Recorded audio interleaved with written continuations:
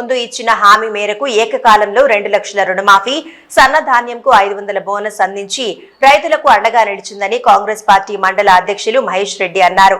మెదక్ జిల్లా వెల్దుర్తి మండలం నుండి మహబూబ్ నగర్ లో నిర్వహిస్తున్న రైతు పండుగ కార్యక్రమానికి పెద్ద ఎత్తున తరలి వెళ్లారు. వ్యవసాయ శాఖ ఆధ్వర్యంలో ప్రత్యేక ఆర్టీసీ బస్సులు ఏర్పాటు చేసిన అధికారులు మండల పరిధిలోని రైతులను మహబూబ్ నగర్ లో నిర్వహిస్తున్న రైతు పండుగకు తరలించారు. రైతు పండుగ సంబరాల గురించి మహబూబ్ నగర్ లో జరిగే సీఎం గారి బహిరంగ సభకి మన వెల్దుర్తి మండల్ నుంచి ప్రత్యేకంగా బస్సు ఏర్పాటు చేయడం జరిగింది. మన బస్సులో మన మండల్ నుంచి అన్ని గ్రామాల నుంచి కలిపి 45 మంది రైతులు ఈ రోజు ప్రయాణం చేయడం జరుగుతుంది.